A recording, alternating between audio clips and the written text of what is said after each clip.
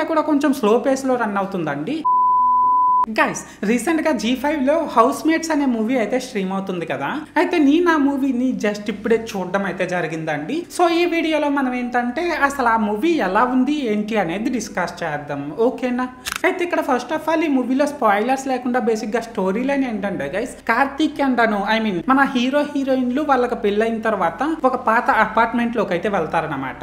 అయితే ఇక్కడ ఏంటంటే గైస్, వాళ్ళు అలా వెళ్ళిన తర్వాత అసలు ఏం జరిగింది ఏంటి అనేది మనం అయితే మూవీలో చూడాల్సి ఉంటుందండి. మొత్తానికి అర్థమైంది కదా స్టోరీ లైన్ ఏంటి అనేది. అయితే ఇప్పుడు ఈ మూవీలో నాకు కనిపించిన ప్లస్ పాయింట్స్ ఏంటంటే గైస్, దీని డైరెక్టర్ రాసుకున్న స్టోరీ అయితే రొటీన్ స్టోరీ అయినప్పటికీ హారర్ లో టైం ట్రావెల్ ని మిక్స్ చేసిన విధానం మాత్రం చాలా బాగుందండి. ఇంకా ఇందులో యాక్టర్స్ యొక్క పెర్ఫార్మెన్సెస్ కూడా పర్లేదు, బాగానే ఉన్నాయి. అండ్ ఇందులోని కామెడీ అండ్ ఎమోషన్స్ ఈ రెండు కూడా బాగానే వర్కౌట్ అయ్యాయి. అండ్ అంతేకాకుండా ఈ మూవీలో సినిమాటోగ్రఫీ వరకు, BGM, ప్రొడక్షన్ వాల్యూస్ ఇవన్నీ కూడా పర్లేదండి, స్టోరీకి తగ్గట్టు డీసెంట్ గానే ఉన్నాయి. అండ్ ఇక్కడ లాస్ట్ గా ఏంటంటే గైస్, ఈ మూవీలో ఎలాంటి అడల్ట్ కంటెంట్ లేదు కాబట్టి దీన్ని మీరు ఫ్యామిలీతో చూస్తాము అనుకుంటే చూసేయొచ్చు అనమాట.